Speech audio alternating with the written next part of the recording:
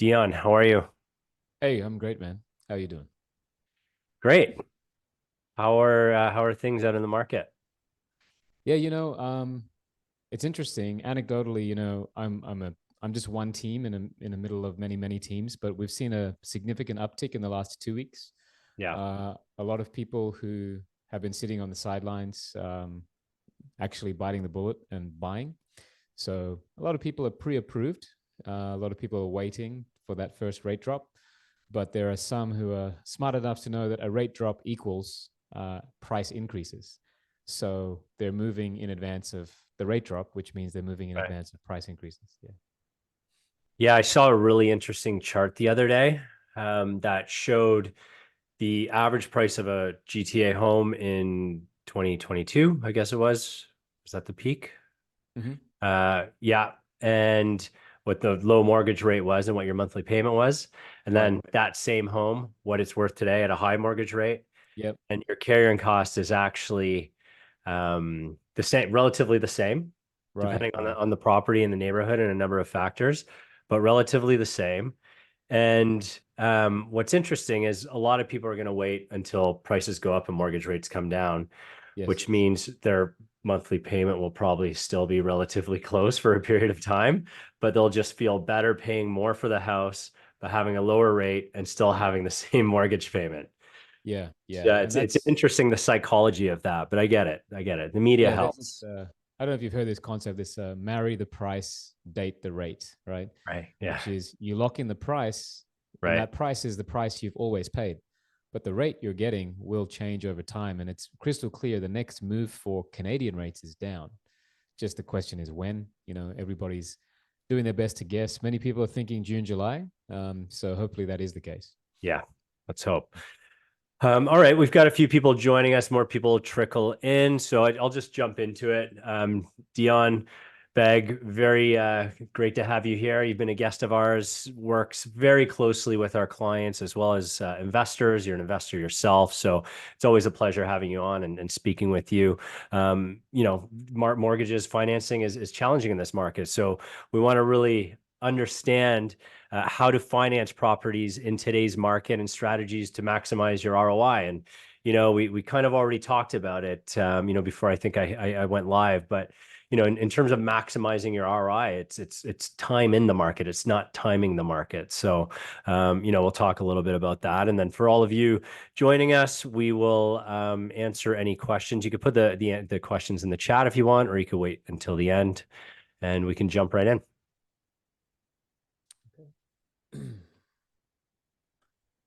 Oops, hang on. Gotta go back. Sorry, guys. First time using this slide deck. Yeah, no worries. All right. Yeah. So go ahead, Ron. Perfect. Yeah. So just quickly about me, I've been a real estate broker and investor now for 20 years, close to 20 years, just over 20 years. And, I've had a lot of success investing here in the GTA and different markets within Canada, investing a lot in Hamilton now. And really everything I've done and figured out on my own is what we've really built Connect.ca around. And we really want to make real estate simple, and that's investing. So we've got, great partnership. I don't know if partnership's the right word, but a great team of people in the industry who work really well with investors, including yourself. We've got a property management company. We've got an accountant that works with a lot of our clients, different lawyers. So, I think it's really important just to have that team and really work with someone who's been doing this and has achieved what you want to achieve. Marco Property Management is my property management division, and we've got about 300 properties under management now. One Day Money is a private lending division, and Canadian Real Estate Wealth is a magazine I grew up reading and contributing to, and eventually buying. And it's, that's an exciting website because we've got a lot of contributors that are going to start contributing, and a lot of really great content coming there. So we're really excited about it. You can go to the next slide. And really, I think what we've accomplished or come up with all of our experience investing ourselves, me and my team, and helping clients over the years is we've come up with a process, an investment strategy called the Multiplier Investment Blueprint. And that's really been used to help many people, including myself and many clients, accumulate portfolios of real estate by using equity and other investment means to be able to acquire real estate and continue to build real estate. So we take more of an investment advisor approach to it, not your traditional realtors. And we really help clients create the right structure, setting up holding corps if that's the right way. But we really want to understand what the client's goals are. And once we know that, we can help really set things up so clients can continue to invest and grow a portfolio. So real estate should be simple. You see it everywhere. This is why we're doing this webinar series. Is I'm bringing experts that help real estate investors. It helps people buy real estate. And Dion is our guest today. And I think it's just so important. Again, I say it over and over, work with people who have done this, because, you hear about nightmare stories in the news and maybe people are misled or uninformed. And I think it's just really important to always work with people that have a team that really want to really have accomplished what you want to accomplish. You don't need to reinvent the wheel. It's not rocket science. It's really setting a goal, creating a clear plan of action, and really keeping it simple. So, I mean, further ado, let's jump into it, because Dion's one of those team players that really help make this easier. Thanks, Ryan. So, guys, some of you might have seen me before on earlier presentations, but for those who haven't, my name is Dion Beg. I'm the founder of Kanga Mortgage. We're a small team, but we help many people, thousands of people any given year. And just a bit of background. So we have now over 400 five-star Google reviews. We've funded more than $1 billion in financing. And I've been ranked at the top 75 mortgage brokers for 5 consecutive years. That's across Canada. There's about 30,000 of us. So I'm quite proud of that achievement. And some of you might be asking, why Kanga Mortgage? You might have figured it out. My accent is Australian. I spent most of my life in Australia. And I moved to Canada 15, 16 years ago. So today, guys, we're really going to get into the nitty gritty of mortgage financing. And so this may be basic or advanced, depending on where you are. But I'm going to go effectively back to kind of first principles, so you all understand how banks look at you as a borrower, and then try and figure out how we can then go off and buy more property. So today we're going to cover what the different types of lenders that exist, how to qualify. In particular, we're going to spend some time on mortgage rental qualifications. We're going to talk about appraisals and how important they are. And finally, I'm just going to give you some general advice as to how all this might relate to you with your plans to build your portfolios. So first, let's start with the types of lenders. So many of you know your major bank that's on, the street corner of most major centers. But in addition to them, we have, and those banks fall into what we call the A lender category. But in addition to A lending, we have B lending, and we could call it C lending, but it's really private lending. For simplicity, we'll just call it A, B, and C. So how are these different, and why do they each have their place? So in terms of A lenders, to qualify with an A lender, you want great income and great credit. When I say good credit, generally speaking, most banks are happy with a credit score of 680. Some banks, especially with rentals, have a number in mind of 730. What your number is depends on some factors, which I'll get into in a minute when we talk about credit. And income, well, it's income enough to debt service. And again, we'll talk about that on a future slide. With B lending, we can have less than perfect income or credit. So let's talk about income. And a great example there would be self-employed people. If any of you are self-employed or know anybody who is, what you'll know is they might make a great living. They might make, let's say, $200,000 a year. But because of the expenses that are available to be written off, they might only show 30 grand a year. So they come to me with 30 grand a year of a notice of assessment income. That's not enough to qualify in many cases with a lender. But B lenders will actually look at the gross income. So that's where we'll probably use a B lender. There are also people with credit issues who may have had some hiccups, medical issues. I've had clients who were in car accidents and had to recover, had poor credit, because when you lose your income and insurance takes a long time to pay out, your credit's less than perfect. So a B deal, and also private lending, we call these places like a bridge or a Band-Aid mortgage. We hope that you are not forever with that lender, but they're a place where you go temporarily while you rebuild either your income or credit, so that we can put you back over to A lending. And we've helped people over many years go to B lending and transition back to A lending. I'll let you know that income and credit is still important to some extent. It's less important than A lending, but it's still important. You still have to show that you can carry that mortgage. Finally, private lending, C lending. Here, we focus mostly on equity. So there's less emphasis on income or credit. The way that these lenders operate, and just keep in mind, they're called private lenders because a lot of these are just private individuals, people who are looking for returns better than the returns that they would get investing in the stock market or investing in mutual funds.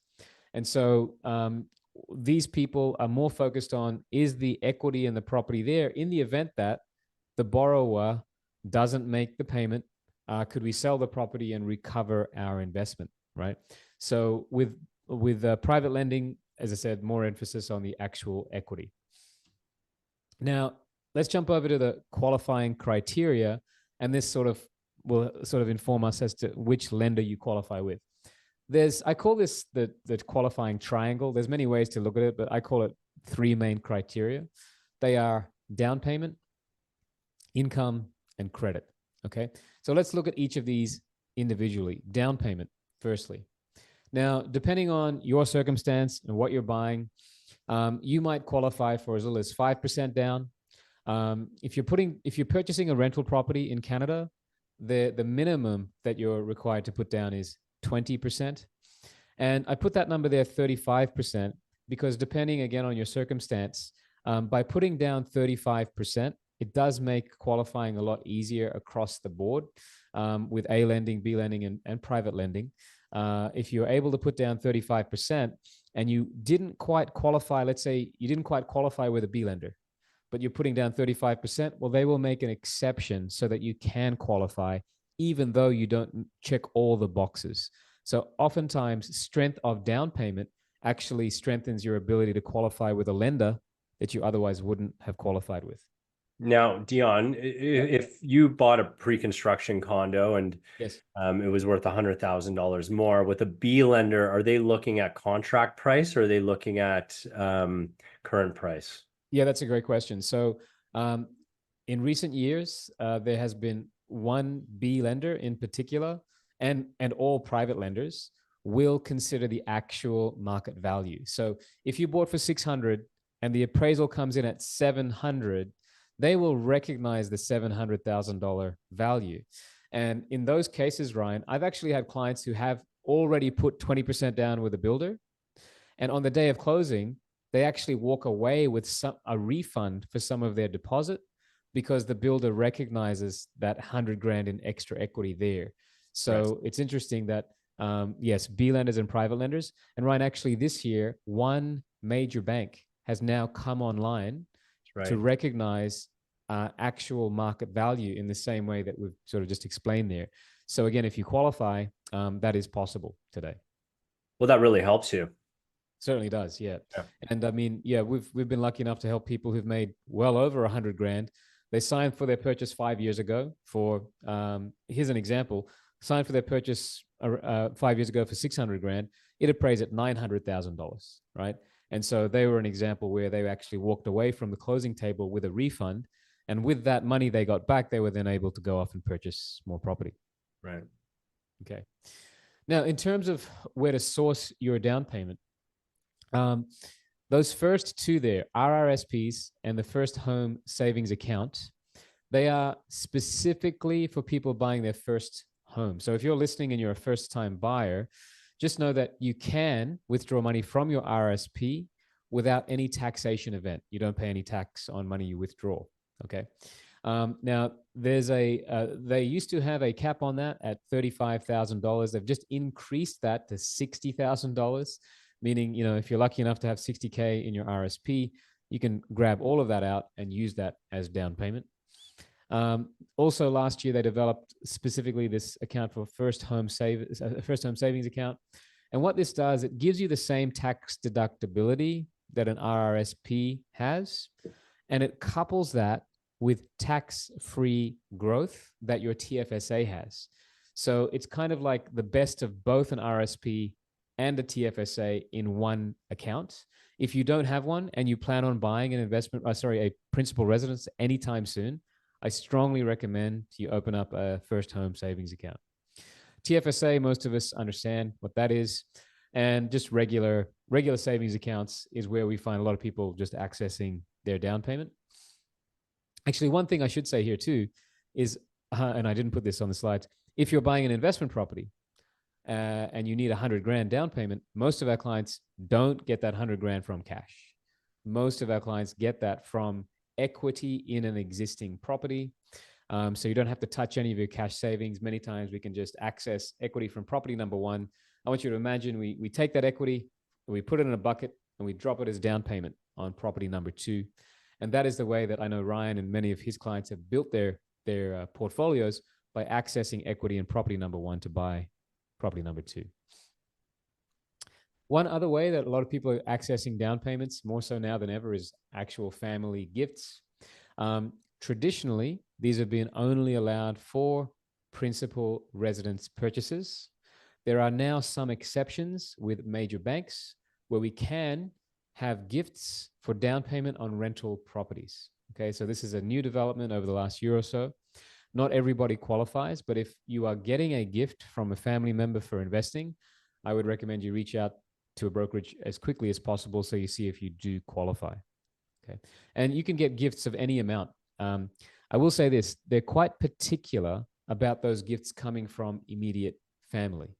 The reason behind this is the lenders don't want anybody, any random third party having an interest in your property other than family. And it's more likely that your family are giving you money.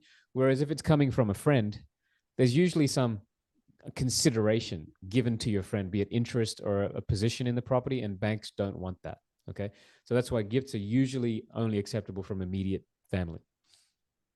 And existing equity, okay, we just touched on that, where we're actually grabbing equity from property number one, or in the case of valuation going up prior to the closing, Ryan, we can access that equity from that pre-con itself. Okay, so that's down payment. Now let's quickly jump over to income. Now, I want everybody to sort of just take a quick note here that whatever your income is, and assuming you have no other debt and good credit, so no other debt, good credit, you come to me and you say, Dion, here's my income. I'll tell you that in most cases, you can borrow in form of a mortgage, you can borrow about 4 to 5 times your income. Okay. So put simply, you make 100 grand a year, you can borrow $400,000. Okay. And if you're buying a rental property, though, they will recognize the rents that property generates. And in addition to your 400,000, we might be able to borrow an extra 200,000 or 300,000. So principal residence purchase, 400K, rental purchase, maybe 700K is what you would qualify for. Now let's talk about, there's two types of employment. There's two types of income, right? There is employee income, employment income, or self-employed people. So let's first talk about employees. Okay. If you're an employee, it's pretty simple. You either get an hourly wage or you get an annual salary. And as long as you are permanent and full-time, they'll just take that as your income, right? If you are a casual employee or part-time employee, it's a bit more complicated. They will always look for a 2-year average, right? So if you're part-time waitress, part-time nurse, that's fine. But they're going to want to see what's the average that you've worked over the last 2 years, and that's what they'll take. If you're a brand new employee, okay, brand new job, you've been there for, or even less than 6 months, a question that banks will always ask is, are you still on probation? Some banks have major issues with you being on probation and will need you to be off probation before they'll recognize your income. And so many times, and more times than I'd like to count, clients buy a property and then we've got them approved, and then a couple of days later, they say, I just got a new job. It pays more than the old job.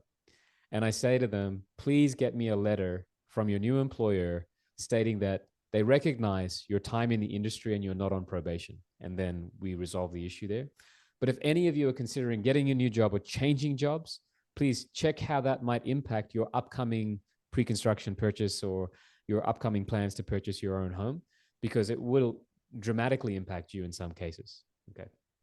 Now, Uh, do you work with commitments, mortgage commitments? What do those yeah. look? So Because if someone, my understanding of a mortgage commitment with the major banks that I've worked with is, some extend as much as 36 months. Most typically a lot shorter, but you could go and get pre-approved essentially, but get a commitment, and then they're committed to giving you the mortgage. So if your job changes or something changes, you've still got that commitment. Is that yeah, how it so works? that those certainly do exist, and especially in the world of pre-construction, they exist. And if you qualify today with some banks, they will not be rechecking status prior to closing.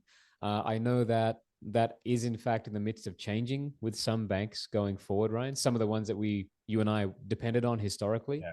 have started to change how they look at things. I think in particular because of what has happened with the market in the last couple of years in particular. So it's not something that um, I would wholeheartedly depend on going forward in the same way that we have traditionally.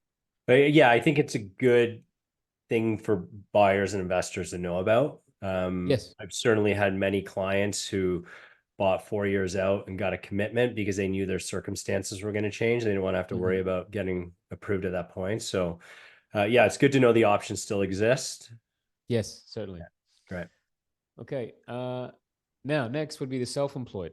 Now, if you're self-employed, as I mentioned earlier, whenever I ask a self-employed person how much money do you make, they never know, and it's because they have gross income, they have a bunch of expenses, they make their car payments from their business, and so it's kind of hard for them to know. And so just know that what's going to be super important is your T1 general tax return, which shows effectively what your income is gross and net, right? And most major banks are going to look at that net income, whereas alternative lenders will look at the gross income.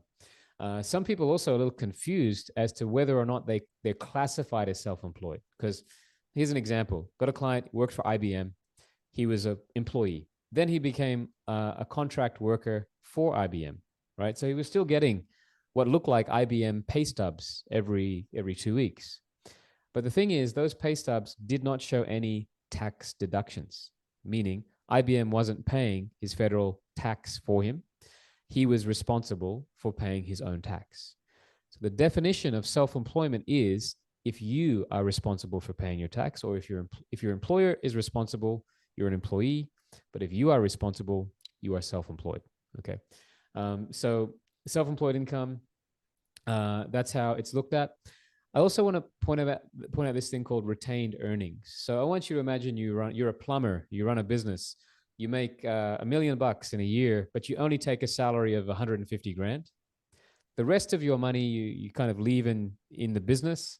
The profit that remains in there is say $400,000. You pay some tax on that, and for simplicity, let's say there's $300,000 that is sitting in your corporation as retained earnings. So the good news is that banks will recognize those net profit retained earnings that sit inside the corporation as income. Not 100% of it, around 50% of it. But if you got 300 grand there, then we can, in most cases, use 150 grand plus, add that to the T4 income that you gave yourself. And in this case, those things together mean that this guy, we can put 300 grand income on that guy's application. So retained earnings is something important for self-employed individuals.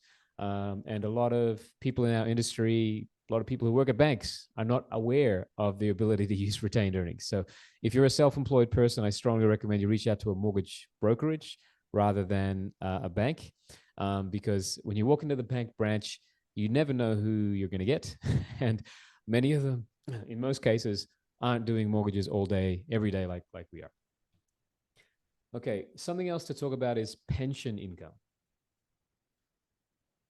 And I get many clients come to me and let's say they're younger, they're buying their first home, they're buying an investment property, and we're a little bit short on income. And when we say a little bit, like 20 grand short, if we only made an extra 20 grand, then we would be able to get this over to a different type of lender and get a better rate. And with that, they never think that their parents can help because their parents are retired. But most pensioners who get your standard Canadian pensions are making anywhere from 20 to 40 grand a year.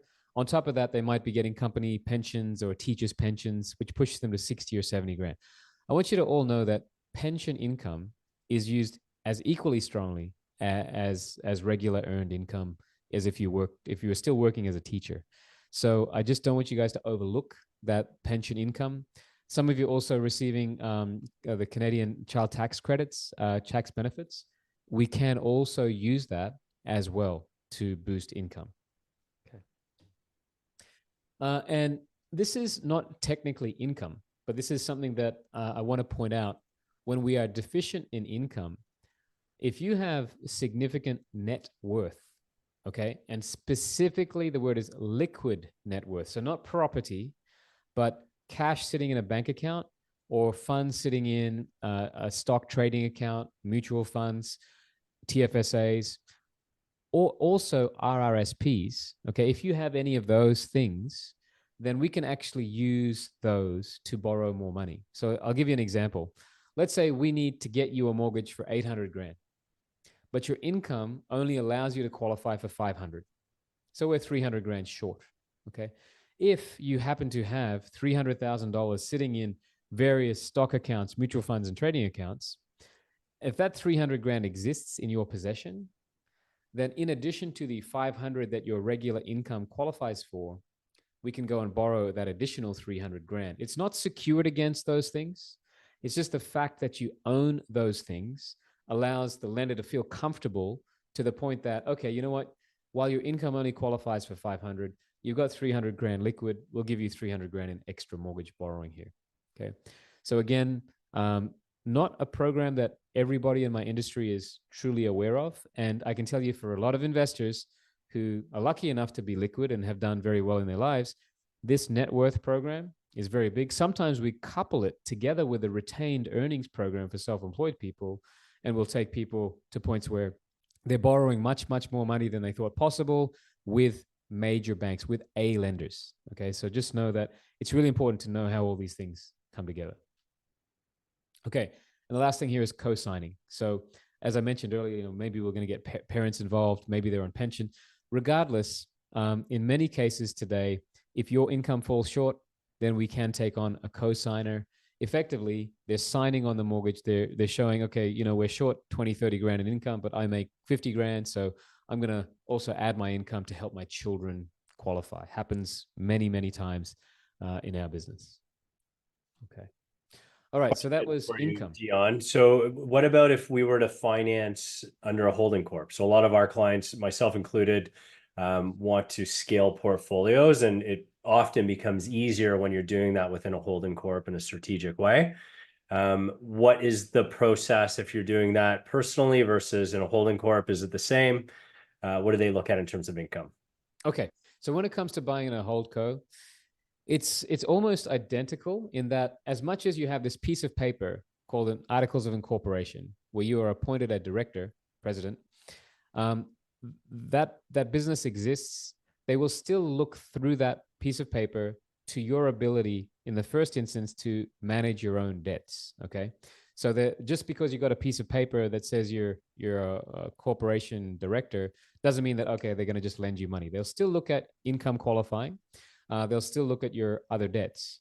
But if you have property contained in this corporation, there are lenders who say, if it's contained in this corporation and you're buying now in a different name or in a different corporation, then these properties' debts do not count against you, right? So the fact that you have $5 million in mortgages contained in this corporation, we can just push that to one side and we will focus on those that are in this corporation or in your personal name. So those corporations come in handy when it comes to accumulating multiple properties and sort of pushing them off your balance sheet when it comes to debt load. It's a really key point because a lot of people, including myself, I had to take steps backwards selling property that was under my personal name because I didn't do that in the early stages. So it's really good for people to understand that, because if you do have a goal of accumulating, 5 or, for some people 5, but maybe 10 properties, you're going to want to think about that and structure it early on. Correct. Yes. Okay. Now we'll move over to credit. Now, in terms of credit, guys, let's talk about the things that impact your credit score, your overall credit rating, and how lenders look at you as clients. One of the things I look at is the number of facilities, credit facilities that you have, right? Many people believe that the fewer credit facilities I have, the better I am. In all of my time in mortgage brokering, what I've come to learn is that is not true. In fact, the people who have scores in the 800s plus, all of them have tons and tons of available credit. Okay. And so, just imagine this: if you have one credit card and you have a hiccup, and for whatever reason you miss one or two payments on that credit card, that one credit card, 100% of your credit history is impacted. 100% of your entire credit worthiness is impacted.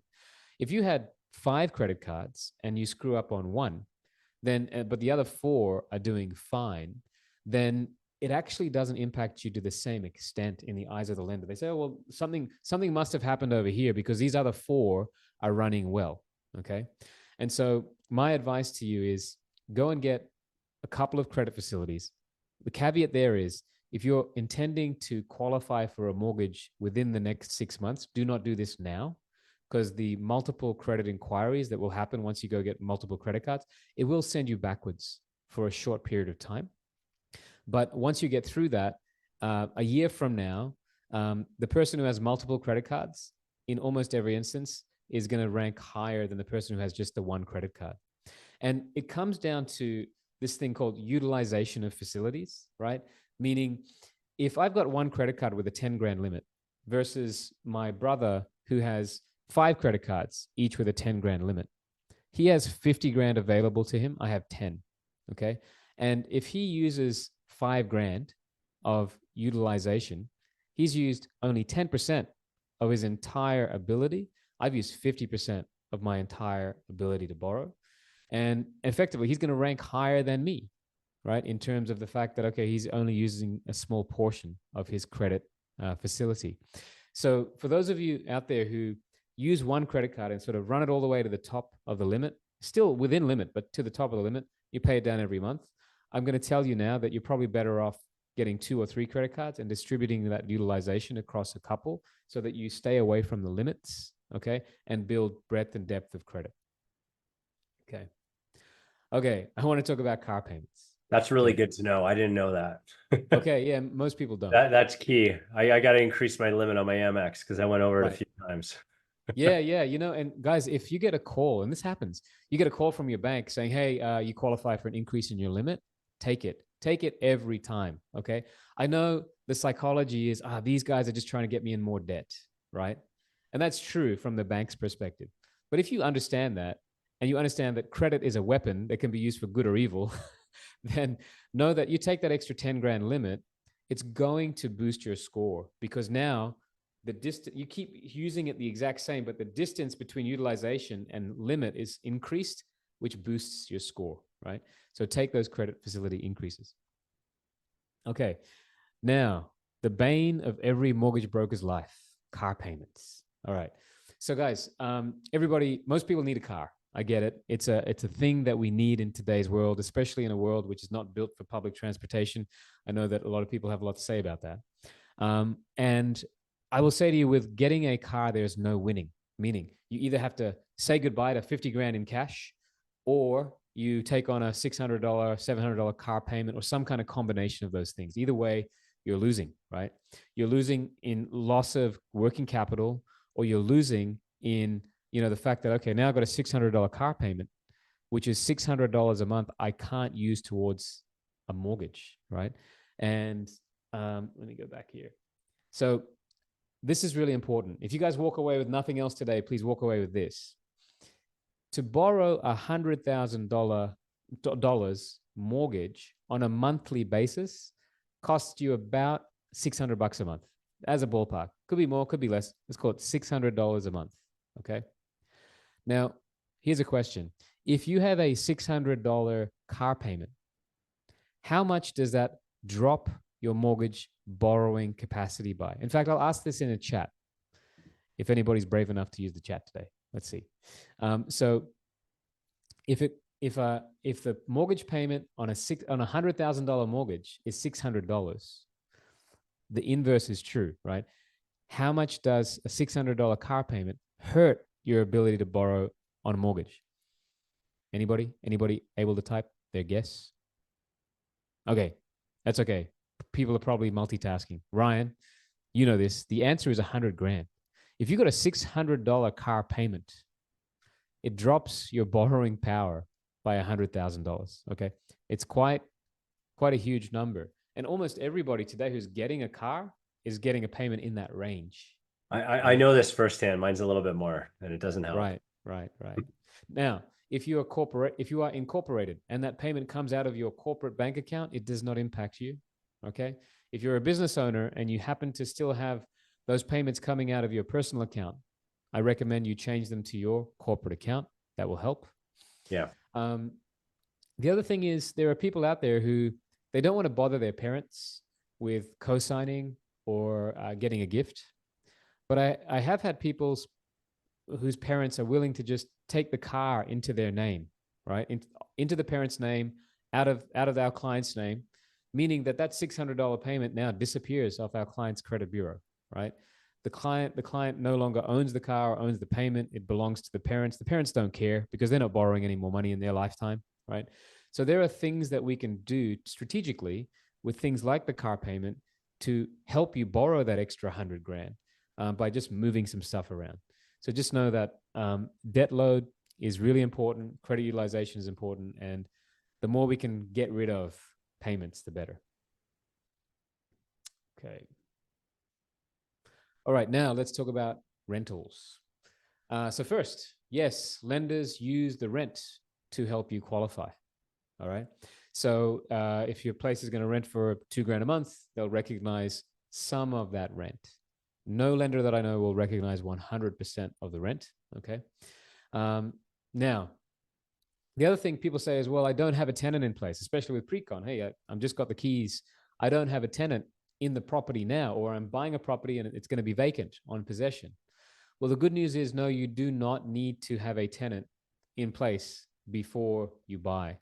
The way this works is the lender will have the appraisal company give their opinion of market rent. What will this property rent for? And if we get that in the appraisal report, then that is how they determine what fair market rent is. If you already have a tenant in place and a lease in place, of course, we can use that. Okay. Now, I just want to point this out. The way you qualify for your first property is going to be very different from the way you qualify for your sixth, and very different from how you qualify for your 11th. And the reason I put up these ones, first, sixth, and 11th, is because they're kind of the thresholds at which things get a little bit harder. Okay. With your first rental property, it's going to be this question. Can you pay the mortgage on your own house where you live first? Okay. If the answer to that is yes, which in most cases it is, then they look at the rental property and they say, hey, can this rental property pay for itself? Okay, you're going to borrow this mortgage. Here's the property tax. Here's the condo fee. Can this generate so much rent that it covers the entire cost? In some cases, the answer is yes. And in some cases, the answer is no. And when the answer is no, that doesn't mean that's the end of our application. It means that they'll then lean back on your earned income, your T4 income or your regular self-employed income, and say, how much capacity do these guys have to make up the shortfall of $100 a month on this rental property? Okay. And so in many cases, that's how we will help you qualify. When it comes to your sixth property or your 11th property, just want you to know, in addition to everything we just discussed, they will also factor in some caps in terms of how many millions of dollars you have in debt, how many properties you have with one institution. If we've been traveling very smoothly, qualifying with the same institution, we will hit a brick wall at some point where they say we are at our limit, at which point we now have to look at other lenders. And in many cases, it's moving from lender A, lender one, who's an A lender, to lender two, who's also an A lender, right? So it doesn't automatically mean that you're going to be lending. And then when we get to 10 properties plus, I'll just tell you that the pool of lenders who are willing to lend starts to diminish. And so the further up we go, just the pool of lenders starts to get a little smaller, which means, we kind of get limited on choice. Doesn't mean we can't borrow, but just be aware that with every step up the property ladder, things sometimes get a little bit harder. And in many cases, when we meet a client for the first time, we'll sit down and ask them, what is your plan? And then we'll reverse engineer the path to get to property number 10. And we'll say, okay, well, for these ones, we'll go to this lender. Once we hit that brick wall, we'll bounce over to this lender. And so we'll actually create that plan now. And many of our clients have actually executed on plans like that. Okay. And this is really important, guys. Different lenders use different rental formulas. Okay. Just want to see if I put this. Okay. So rental formulas, add to income. All right. So this is the weaker formula. And this one here called offset is a stronger formula. Let's talk about add. So let's just say that you have a property, it rents for $2,000 a month. It's 24 grand a year. Okay. First thing, again, no lender is going to recognize 100% of that rent. Some recognize 50%, some 80, some 95. Okay. For simplicity, let's say they recognize only 50% of your 24 grand rent. So that's $12,000. What the add formula does is they'll take that 12 grand and they'll add it to your annual income. So let's say you're a teacher, you make 100 grand a year.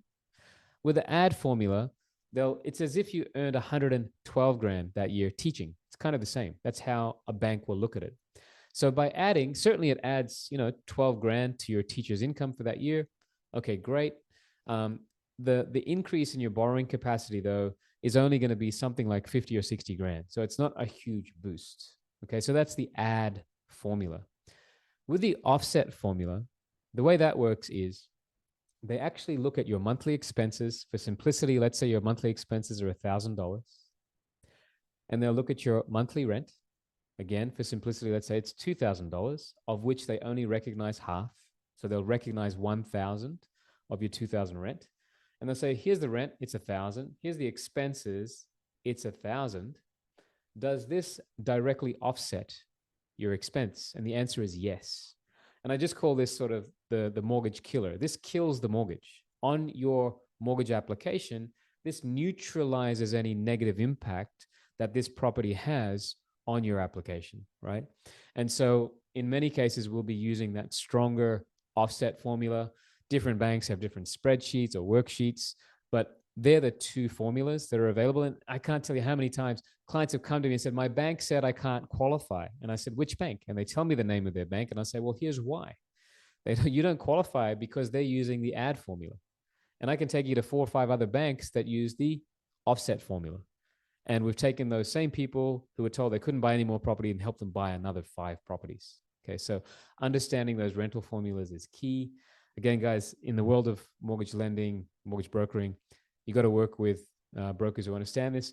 Majority don't. I know this because I actually teach mortgage brokers, some of whom have been in this industry for decades, who do not know the difference between these formulas. Okay, and they're so important to know. Okay, and finally, I'm just going to wrap up with some quick advice. Okay, if you are buying property or planning on buying property, or if you have a pre-con that's up for closing anytime in the next 12 months, earlier is better, right? Do not wait until you get that final notice from the builder to say, hey, we're closing. And in many cases, they'll say we're closing in 20 days from now or 30 days from now. That's generally fine. We can get it funded. But if there's other things that need to happen, like restructuring, accessing equity from other properties, dealing with a car payment that hurts us, 30 days is not enough time, right?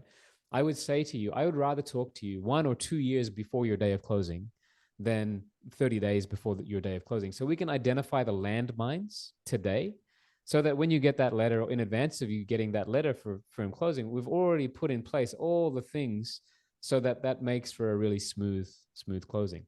With the lenders you work with, Dion, how far out will they do commitments? Like what's the max? So anywhere from, 6 to 12 months is the answer to your question, Ryan. Yeah. The thing is that the rates that you get that early out are never going to be, in most cases, they're never going to be as good as the rates we can get 3 to 4 months out. So we will use them as like a placeholder. Yeah. But in many cases, we'll actually then move to a different lender or update that rate closer to the time of closing. So when you update the rate, though, you're not doing a new application. You're still qualified based on the commitment 12 months ago. The truth is, it does depend. It does depend on the lender, right? That is the truth. Many of them will not require requalification, and then Okay. some of them to get their better rates. Or if we're moving from lender one to lender two, because lender two Of has better course. rates, of Yeah. course we're going to requalify Yeah, them. the reason why I bring that up is when I had a lot of properties under my personal name, I was having challenges getting mortgages. And what I would do if I had two closings or three closings in 1 year, I would go and get commitments because they wouldn't see those other two properties. So I'd go to, Scotia, get a commitment, RBC to get a commitment, and then I would get those mortgages and not have an issue. A lot of things have changed, and I know they don't do it as far out, but that might be an option for some people as well. Right, it could be. Okay, so early is better. I'll give you an example. One of Ryan's clients came to us recently, expecting that he would be a B client, so borrowing from a B lender. Um, we realized that with some restructuring, he was carrying all of his debt on his family home and he had no debt on his rental properties. And interestingly, that rental offset formula that I mentioned, it only works when you carry the debt on the rental property. And he was carrying all of his debt on his family home. He borrowed money from the family home to buy the rental property cash. Made sense to him. But from a lender's perspective, we needed to move that debt from the family home onto his rentals. When we did that, we were able to use rental offset formulas, which killed those mortgages. They neutralized those mortgages and opened up capacity to go and buy another property with an A lender. So he was super happy. Again, he only came to us with 30 days out. So it was quite a stressful period. If we had 45, 50 days, that would have been way better. We got it done, but please, earlier is better. Less stress for everybody is a good thing. Okay, and finally, you might already have something in place. You may think that things are locked down. What I will say though is some criteria has changed over time. Qualifying rates have increased, and if you're leaving things to the last minute, it's going to cause major issues. So even if you think you have things under control, and you don't yet, if you don't yet have a commitment, please reach out. And even if you do have a commitment, let us review it and make sure that there's no requalifying required, as you mentioned there, Ryan. Because if it is required and your circumstances have changed, your wife lost her job, you got sick, and therefore you lost some income, we need to know, how can we get in front of these issues before they really blow up at the time of closing? So yeah, that would be sort of my final advice as it comes to mortgages today. Oh yeah, hang on. What else have I put here? Lawyers, yes, so important. Ryan, I don't know how many times we get to the closing table and Yeah. somebody's lawyer screws up. Guys, please use Ryan's recommended lawyers or the lawyers that we work with. You need a real team. Ryan's team and my team work very much integrated. We were talking with each other daily, helping clients move forward. That's how you also need your lawyer to be working with you to get things across the finish line. So, yep, I think that's it, Ryan. I'm going to wrap up there. Great. If anyone has any questions, please feel free to put in the Q&A. I do have a question for you because I think it's like the question everyone wants to ask and know the answer to. When are rates coming down? Right. Okay. Well, let me pull out my crystal ball. Yeah, exactly. But look, jokes aside, guys, the truth is this: uh, Canadians are truly hurting. Okay. Uh, the Bank of Canada knows that they need to move rates. They're scared to. And they're scared to because our southern neighbor, USA, is doing very well. Okay. Now, if I just, it's a little bit of a history lesson here, but if we go back to December, the bank of the federal the governor of the Fed in the United States, their Federal Reserve came out in December and made a statement, a very strong statement, saying we've done our job. Things are going as expected, and it led everybody to believe that the United States would be moving rates multiple times this year. That happened in December. Then more and more economic data came out, which showed that the US economy was actually much stronger than expected. Therefore, they still have concerns around inflation in the United States. Okay. Whereas here in Canada, we really haven't been doing well, right? The headline number that the government and newspapers like to put out is GDP. GDP is growing. GDP is growing. Okay. And when you see that, you go, oh, we're doing better than we expected. Therefore, we can't raise interest rates. The more important number, guys, is GDP per capita per person. If you look at that number, for the last 7 consecutive quarters, we've gone backwards. Okay. That's definition of recession, but they're not measuring it on per capita. They're just measuring GDP. Anybody remember, like, well, you know this, right? How many people did we grow by in population last year? Do you know what that number was? Yeah, close to 2 million. Yeah, in the last 2 years, it's over 2 million, right? We've grown by about 7% in the last 3 years, which is untenable, right? That's a whole nother issue to discuss. But imagine you or I, we ran a factory, Ryan, and we made $1,000 and we had 100 employees. And next year we made $1,002, but we increased our employee count by 5. Okay. We actually went backwards. Our productivity went backwards. Canada's productivity is going backwards, right? But we're only measuring the top line number. We need to be measuring the per capita number. When you look at that, guys, there is nothing but a strong argument for us to drop rates. Okay. So that's where we're at. Why haven't we And done then so? housing is a big part of GDP as well. I mean, the different parts of housing make up a big part of it. So they almost need to not only to shock the economy, but not dig GDP, Correct. right? Yes. So you raise interest rates, you raise housing costs. And it's like the government is throwing fuel on a fire and saying, "Oh, why is the fire bigger?" Right? That's exactly what the visual is here, right? They're increasing interest rates and they're measuring that increase in interest rates and saying, "Oh, inflation's high." Right? But look, here's the thing. Canada's too scared to move before the United States moves, okay? And they've been waiting. It's easy for the Canada to move when the US moves. Here's what I think. The US isn't going to move for a very long time. Okay? They don't need to. So now Bank of Canada has to make a decision based on the needs of Canadians outside of what's going on in the United States. And I think based on some language that Tiff Macklem used in the last couple of weeks, he's actually saying we are not scared of moving, right? Yeah. And we will move if we have to. And guys, I'll tell you a big reason why US is doing better than here. They can get a 30-year mortgage with a 30-year term, meaning in Canada, we have to sort of negotiate every 5 years. Every 5 years, your mortgage comes up, you got to renegotiate. And what's happened in the last couple of years is people have jumped from interest rates of 2 to 5. So their mortgage payments have jumped dramatically. In the US, you can sign a mortgage today at a or you let's say you signed a mortgage a couple of years ago at a 2% interest rate. That rate will not change for 30 years. That is your full mortgage for the full 30-year term. We don't have those mortgages in Canada. Okay, we do not have those mortgages in Canada. And I will say to you this, Ryan, if the Bank of Canada and the government really cared about Canadians, maybe they would allow such mortgages in Canada so that you could give Canadians that certainty. But here's the thing, those Americans haven't felt the pain that the Canadians have felt because they're sitting on mortgages for the next 30 years, right? So this is why we're hurting more here than Yeah. in the States. Okay, next question. So knowing all of that, I need you to ask your crystal ball. What Yes. is going to happen to prices when rates start coming down? I don't need a crystal ball. This is guaranteed, right?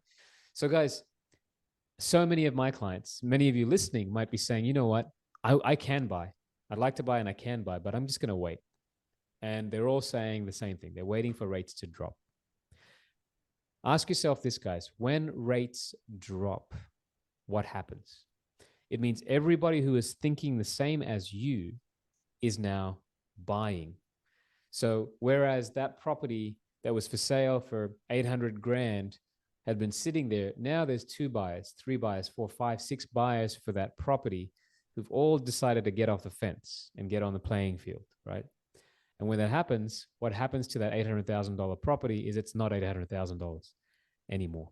It's 810, 820, 830. And so what I need to sort of equate is that price drops equals house price increases. So if you're waiting for rates to drop, what you are simultaneously doing is you're waiting for prices to go up. Right? Yeah. Yeah. Yeah, and I mean that's exactly the effect that the Bank of Canada does with rates. They're going to lower rates, and it's going to bring up our economy because pricing and GDP will increase due to that.